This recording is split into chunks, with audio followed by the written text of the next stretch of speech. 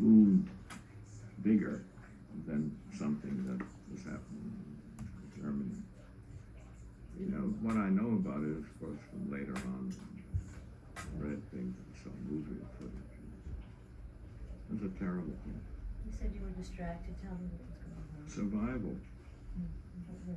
We were, the three of us were living, and my dog were living in a relatively small apartment.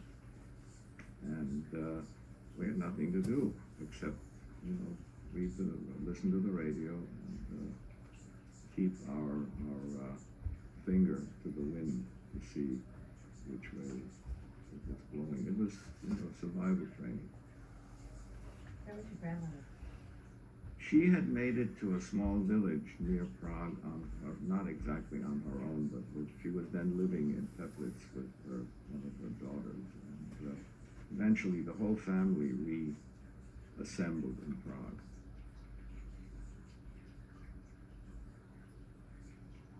And what happened? A good many of them stayed on. And in 1942 was the big push to deport them. And, except for a small contingent that wound up in Israel, they all wound up in gas. Now, I remember, in retrospect, a heartbreaking picture of when we got on the train in Prague to go to Paris and to Cherbourg. The whole family was there to see us off. That's the last time we ever saw them. To this day, I see them looking up at us in the train, the feeling that they must have had. These are the lucky ones. But we were not the lucky ones. My father was the smart man. Mother executed the plan. So it was somewhat a survival of fitter people than those who were Pollyanna and thought this was all going to pass. As you know, the Germans are such wonderful people, and this can at last. They didn't want to cut loose from their possessions, from their factories, from their homes, their houses, and it dragged them down. What were the names of your relatives that you left behind in that country? Gustav Grossman, my mother's eldest brother, he was the one who was the decorated non-commissioned officer in the Austrian army. His wife Rose, their daughter Hannah, who was a very, very young girl in those days. She must have been about 12. Another cousin named Edith Grossman, the lawyer in the family, Bruno Hirsch. Fisher, my favorite uncle, Otto Fisher, his wife, Marianne Fisher, etc.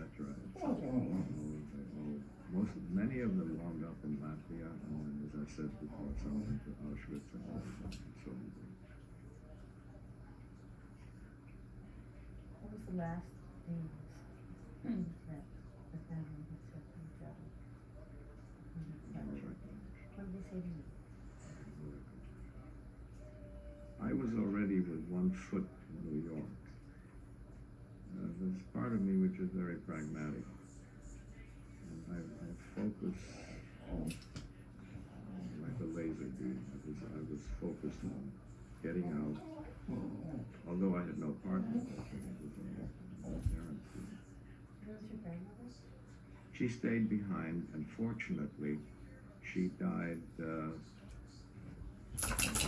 month after we left. She was on in years. She had diabetes, and it was a wonderful solution for her not to have to go. It was hard for my mother to part with her. You mentioned you had a dog. Yeah, it was an Airedale named Bobby. The maid took him. We needed that dog like we needed a hole in the head. One day we took him out for a walk and we found something, and he started, put his head into it and started rolling, and it was a dead fish. So there was my father, there was me, and there was my mother, and there was the dog who smelled the fish, and we couldn't get the smell out of it. It was a minor hardship in the scheme of things. What was it like living with your family? Not hard. When was your final departure date? We left Prague, I think it was the end of June, and we got on a train. We had airline tickets, but to fly from Prague to Paris, but they were voided when the Germans came in, so we took the train, and it was already this, for good measure, the Nazis took my mother's wedding ring at the border crossing. It was sort of a nice goodbye gesture. And we get to the French border, which is the German side is Kiel, and on the French side it's Strasbourg. And the train stood and stood and stood and stood. And what we found out when we got off the train, there was a big brouhaha between the French locomotive engineer and the German border patrol order. No idea what they were fighting over. But we went bananas because we thought, now, we're this close to getting out, and now the whole thing is going to founder last minute before we make the transition. And then all of a sudden it blew over, the train took off, and we went across the Rhine bridge, and my parents and I embraced because we knew we were safe. Beaten the rat. So then we went to Paris, and from there the train took us to Cherbourg, and we got on the Aquitania. Dear old ship, looked exactly like the Titanic, four-stacker. We did not travel first class. Steerage was a little tight, but the Statue of Liberty looked just as good traveling steerage as if we'd gone first class. We got there was no wireless island, of course, in those days. All of my wife's relatives slept through Ellis Island, the name change, some and there was my dear Aunt Anna. What was it like passing that statue? Petty, euphoric, all the connotations of safe. We got out. Why did you journey take? Probably around 5 or 6 days, I imagine. It was quite comfortable. This was in July. We arrived here on July 14th, so it was a comfortable crossing. I've had worse crossings during World War II when we were crossing.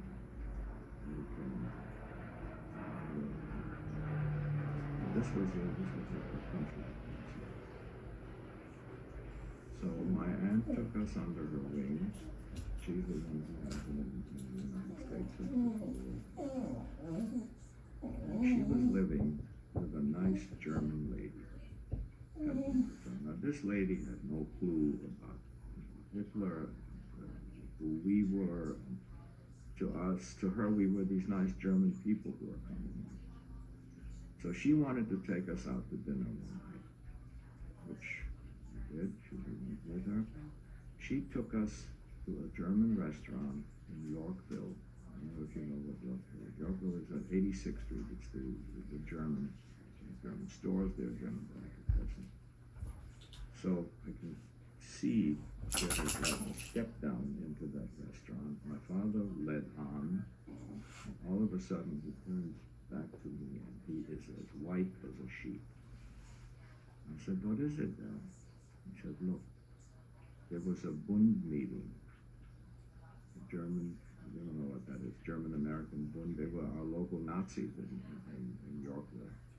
And they had something, again, like the Sudeten Germans that looked like the German SS uniform, the round shirts. So my father ran out of there, and this German lady, this nice German lady, had no clue why we were so distressed and wouldn't stay there for dinner. So I would say it was an eminently poor choice of our first dinner in the United States.